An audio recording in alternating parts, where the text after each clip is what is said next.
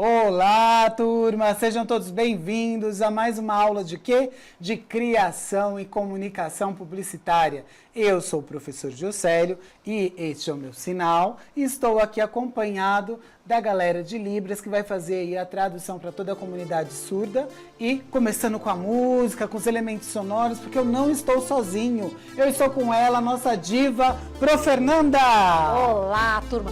Eu ainda não sei qual que é o meu sinal em Libras, mas já pedi para mandarem para mim, assim que eu souber, já Muito bem, Pro faço Fernanda. aqui. E a aula é sobre o que hoje? Estou curiosa. Nossa aula de hoje, ela fala sobre a criação e comunicação publicitária. Aí na tela para vocês vai aparecer o nome da nossa aula, né? E o momento que nós estamos, logo menos. Então nós vamos mostrar que estamos com criação e comunicação publicitária na atividade 3. Aí na tela para vocês, e no momento de sistematização, é um momento de conclusão. E hoje a gente vai falar sobre curadoria. Olha só que bacana aí. Nós vamos falar um pouco sobre... A gente já conversou bastante sobre curadoria aqui na nossa aula, mas nós vamos retomar um pouco esse tema. Por isso que nós estamos nesse espaço aqui, ó, em volta, com todas as pessoas olhando, observando. Por quê? Porque a gente vai falar sobre conexão, sobre seleção de imagens, quais as imagens que eu posso ir buscando dentro do cyberespaço, da internet, para compor uma exposição, uma criação e comunicação publicitária.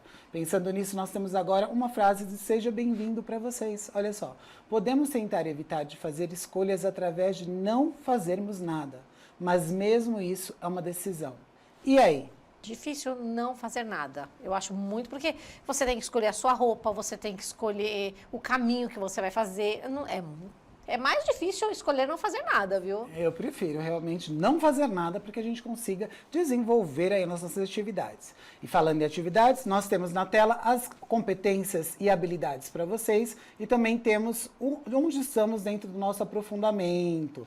Muito bem, olha só. Então, passando essa organização para vocês, a gente pode dar um print e passar para um próximo momento, que é a aula 31. Olha só, nós temos aí, estamos nesse momento na aula 31 e esses são os materiais que a gente pode utilizar para essa aula. Os materiais convencionais e a tecnologia que vocês tiverem disponíveis dentro da sua realidade escolar, tá certo? E o que nós fizemos na última aula? Propomos uma observação das ações publicitárias nas redes sociais, com foco na estratégia de convencimento utilizado pela publicidade, direcionando o olhar de vocês, estudantes, para anúncios que considerem ter um forte potencial persuasivo. E nós analisamos a diferença entre representação e representatividade. Então é importante que a gente retome isso, porque a gente vem falando muito sobre como utilizar a representação, a representatividade nas nossas aulas, dentro do processo criativo da criação e comunicação publicitária. Então é legal que a gente explore, pensando que representação é a gente tornar visível, né, alguma população, né, principalmente envolvendo minorias, e quando a gente fala de representatividade, é quando realmente essas pessoas estão falando sobre isso e com propriedade, sendo representadas dentro do seu próprio público, né? Então, o seu próprio público propõe a sua propriedade, a sua representatividade, tá certo? Depois que a gente compreendeu, então, um pouco do que é representatividade, a gente entende agora o significado de curadoria. Pro Fernanda, você pode fazer a leitura para a gente? Posso sim. Então, significado de curadoria. Cargo ou função do curador, da pessoa responsável pela manutenção das obras de arte em museus, galerias, etc. Curadoria de artes. Mas só lembrando que não existe só curador de arte, né? Curador é aquela pessoa que vai selecionar, né, de acordo com o estudo dela, um certo trabalho. Exatamente. Então, o curador, ele tem o quê? Como a própria palavra diz, ele tem o dom ali, a necessidade de cuidar, né? Cuidar, né? Ter um olhar diferenciado para aquela proposta. Então, se eu vou elaborar uma seleção aí de trabalhos na escola, né? Não precisa ser uma exposição de arte, mas trabalhos. Lá vou elencar as melhores redações que foram produzidas dentro de um dos nossos componentes. Então, eu vou olhar, vou analisar, vou ver qual se enquadra dentro da possibilidade, da temática, do fio condutor daquela proposta, daquela mostra, e vou, né, cuidar, zelar para que isso seja realmente efetivo com a temática, esteja linkada com o fio condutor, né, Pro Fernanda? É isso aí. E pensando nisso, gente, a gente vai agora para o nosso momento de protagonismo juvenil. O momento de vocês pensarem nessa hipótese de curadoria, como que a gente pode trabalhar com ela, desenvolver aí na sala de aula. A gente está no momento de sistematização que promove realmente esse processo de seleção. Para relembrar, temos o quê? Vocês já conhecem, é o nosso famoso mapa mental, aquele que vocês devem construir ou no corredor das escolas, ou na sala de aula de vocês, ou no pátio, ou de forma digital, lá nas redes sociais, que é uma melhor forma aí da gente continuar trabalhando com o nosso componente, criação e comunicação publicitária. Então, todas essas palavras, a maioria delas vocês já viram, todas elas passaram pelas nossas aulas, né? E vocês conseguem compreender o caminho que nós percorremos. Então, tem as palavras relacionadas à comunicação, as peças publicitárias, a como a gente trabalhou com leitura de imagens, estudo de caso, as músicas, o jingle, as paródias, né? A representatividade, que é a palavra que a gente acrescentou há pouco tempo, né? A persona, a persuasão, tudo isso foi aí construído ao longo do nosso processo de pesquisa aqui no nosso componente. Você viu que bacana, Prof. Fernanda? A gente tem muitas palavras significativas aí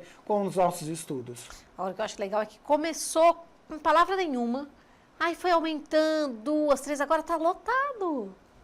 Exatamente. E aí, agora a gente chega no momento da atividade de vocês. Olha só. Sala de aula invertida. São as possibilidades de leitura nas redes. Mapeamento de anúncios persuasivos e representativos. A gente continua fazendo o mapeamento de propagandas, né, publicitárias antigas e que podem fazer aí um sentido, uma ressignificação na contemporaneidade. Então, vocês deverão realizar um estudo da persona de um dos anúncios, levando em conta os elementos já estudados. Então, atualizem essa persona e a recriem, de forma que se sintam representados por ela. Que característica ela teria? Então, é assim, Prof. Fernanda, olha só, vocês estudantes vão selecionar uma propaganda de 20 anos atrás, 30 anos atrás, né? Ou às vezes até um pouco mais. E aí, você vai construir uma persona para aquele público, para aquela época. Com certeza é diferente Sim. do que a gente tem de público hoje. Aí hoje a gente vai adequar o mesmo produto para uma persona pensando na representatividade. Você consegue pensar em algo assim, Pro? Eu pensei agora numa propaganda muito antiga que tinha, era uma propaganda de máquina de lavar.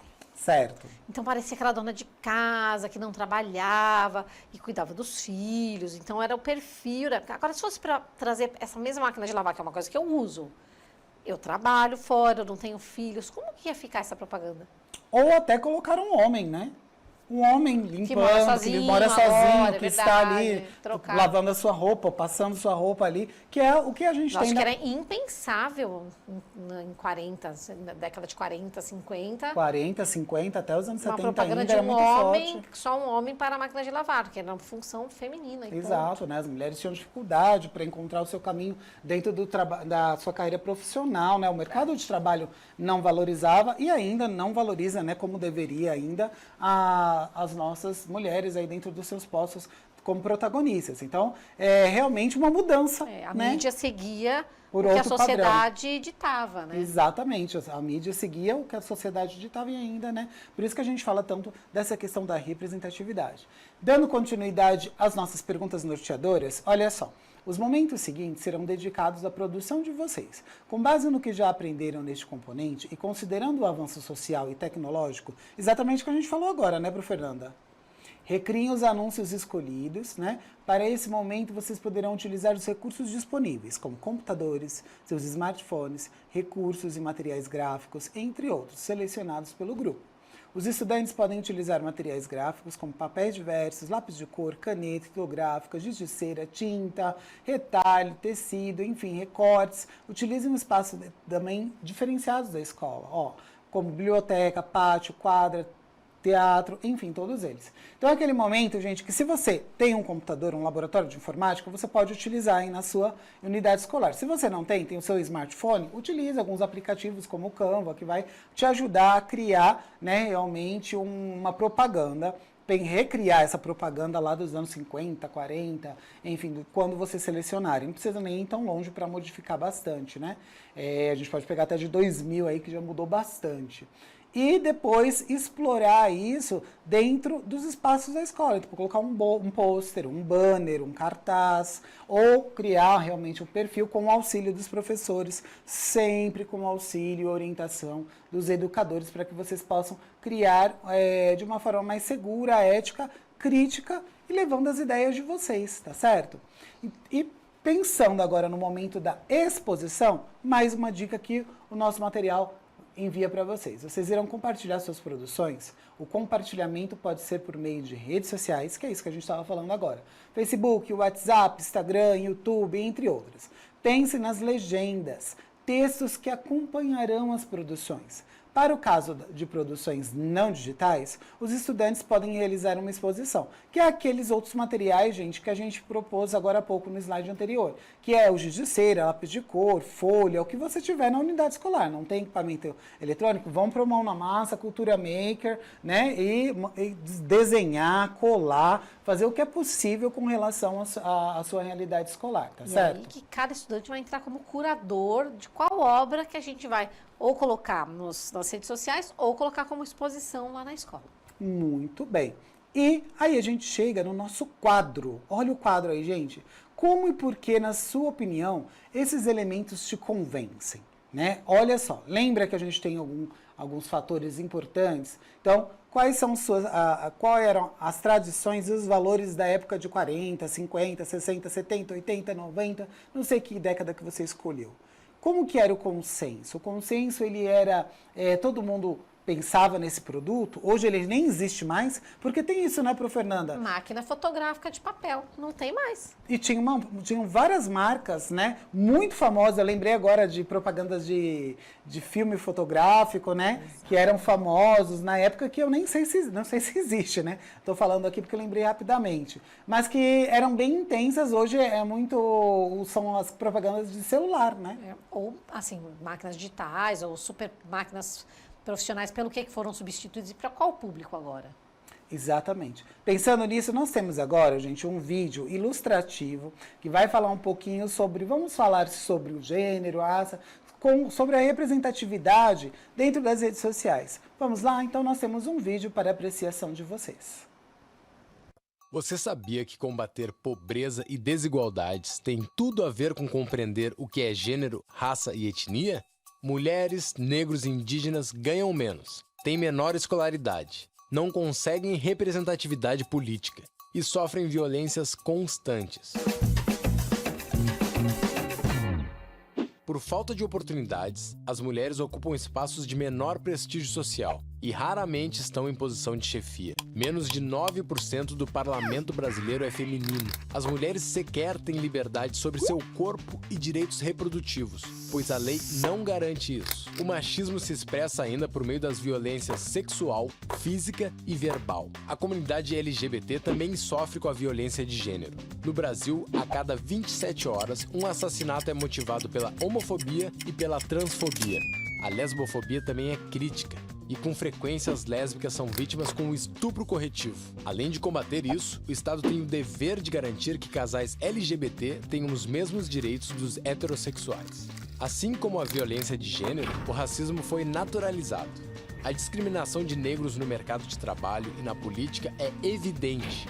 A maioria das execuções cometidas pela polícia é contra jovens negros. Nos últimos 10 anos, o número de jovens negros vítimas de homicídio subiu, enquanto o de brancos caiu. A face mais visível do Estado para negros e negras no Brasil sempre foi a da repressão. O racismo também afeta os indígenas. Não à toa, não vemos nenhum indígena no parlamento, e apenas 2 como deputados estaduais.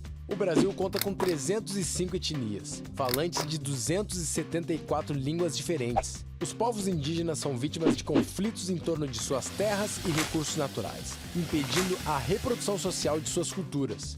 Em 2016, uma criança indígena de 2 anos foi assassinada e suspeita-se de crime de racismo. A Constituição diz que todos somos iguais perante a lei. Porém, na vida real, vemos que o Brasil exclui negros e indígenas. Por isso, são importantes ações afirmativas, como cotas raciais. É fundamental aplicar o orçamento ouvindo as demandas de mulheres, da comunidade LGBT, dos negros e dos indígenas. e construir políticas públicas que cheguem a essas pessoas. O INESC luta pelo fim do racismo, machismo e homolesbotransfobia.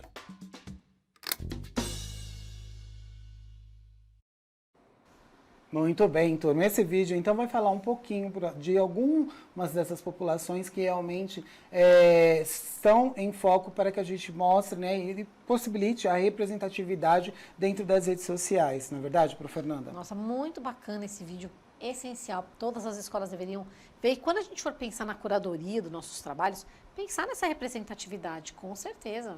Porque aí a gente favorece. A gente teve aqui alguns artistas que falam bastante. Nós tivemos o Marco Aurélio, que trabalha com ilustrações da população negra, da população indígena. Nós falamos sobre o processo de inclusão, né, do PCD, da comunidade surda, aqui na aula também com a Doane. Falamos sobre a importância de também envolver a causa animal, os animais sendo representados dentro das redes sociais. Então a gente teve uma série de aulas aí que possibilitam a gente pensar e refletir um pouco mais sobre representatividade.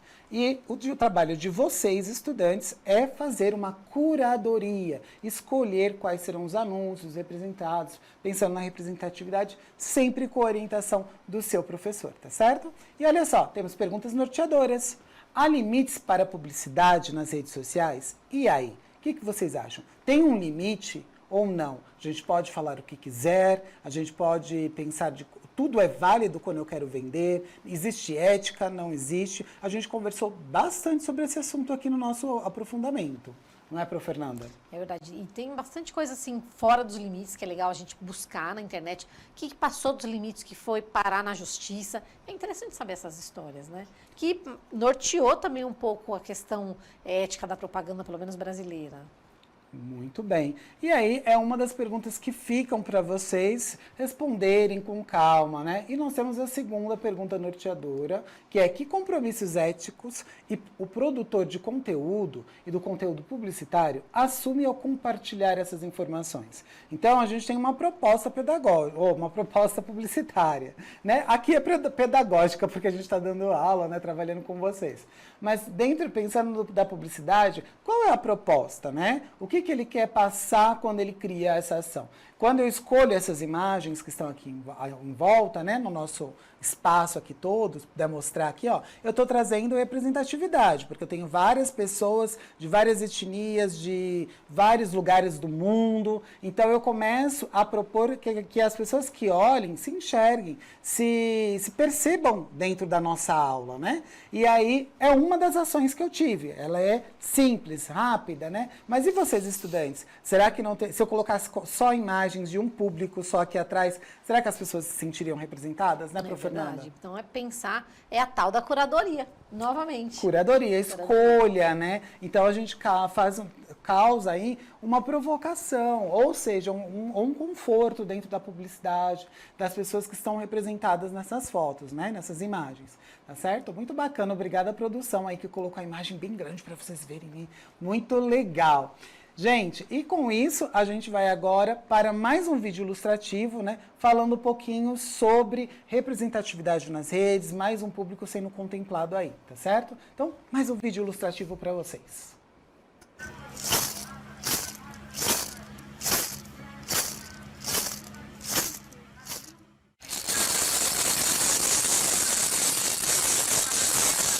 O maracá é um símbolo.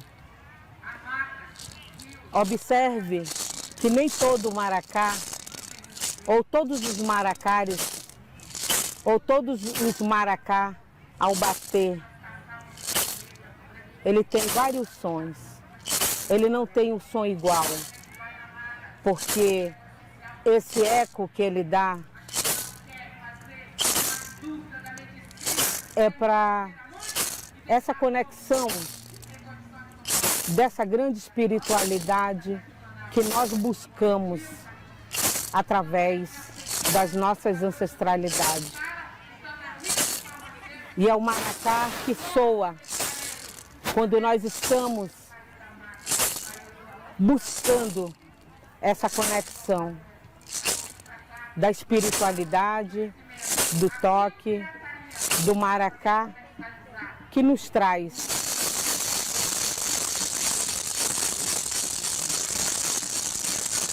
a calma para com a nossa espiritualidade.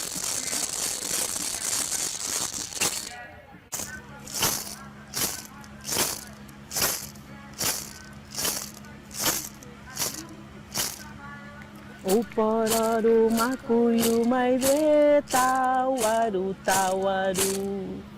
O pororo, macuio, maide, tauaru, tauaru.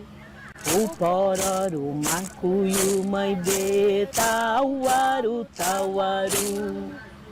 O pororo, macuio, maide, tauaru, tauaru. Esse menininho do lado cantando. Gente, que coisa linda. Eu e a Pro Fernanda estamos aqui comovidos com esse final desse vídeo aí, né, Pro Fernanda? Adorei, que graça. Muito legal, né? Então a gente traz aí mais uma peça, né? Na verdade é um recorte de um vídeo que pode ser trabalhado, trazer representatividade da população indígena, né? E todas as outras que forem incluídas dentro desse processo de criação e comunicação publicitária. É muito importante que a gente pense em todas as nossas personas. Quem é o nosso público-alvo? Quem são essas personas? Será que essas personas estão sendo contempladas dentro da representatividade que existe nas redes sociais? Vocês estão criando um produto, vocês estão criando uma propaganda, estão trabalhando o projeto de vida de vocês com essas temáticas, tá certo? Então, vamos para mais uma pergunta norteadora. Olha só, ao recriar o comercial, aquele vídeo que a gente viu lá dos anos 50, 40, sei lá qual que vocês escolheram no processo de curadoria, o que ficou mais relevante ou desapareceu diante dos novos contextos? Então, a gente tinha alguns contextos lá no passado e agora a gente tem alguns contextos hoje. Então, como é que fica? A gente já deu um exemplo aí da máquina de lavar, né? Provavelmente foi feito, né, até os anos 80, por aí, por uma mulher, já nos anos 90, 2000, talvez só hoje, né? Eu não sei dizer porque ainda não fiz estudo sobre esse produto específico, né, Pro Fernanda?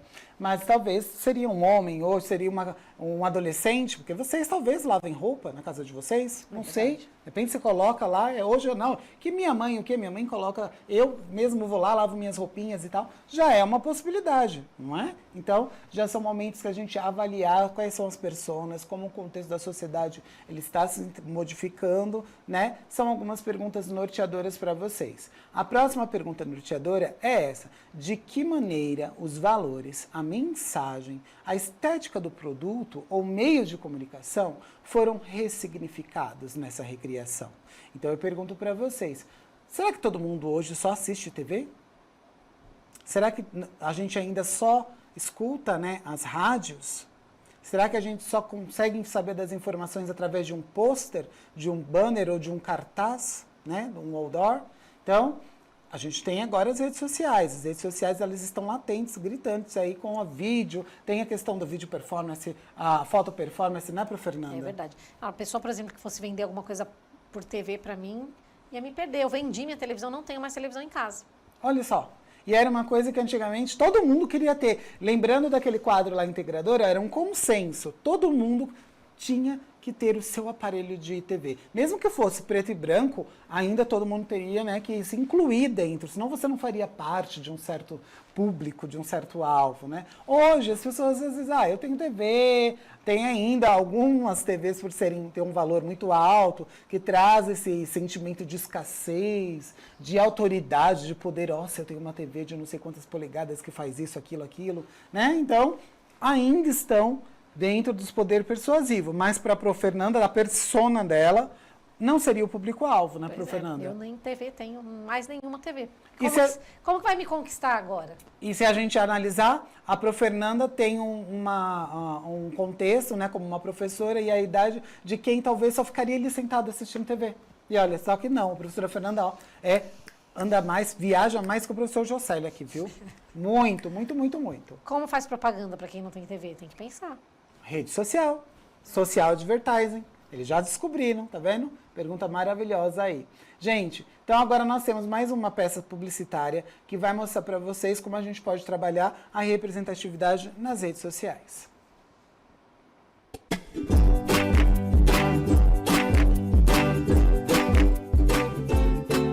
Adeus, ano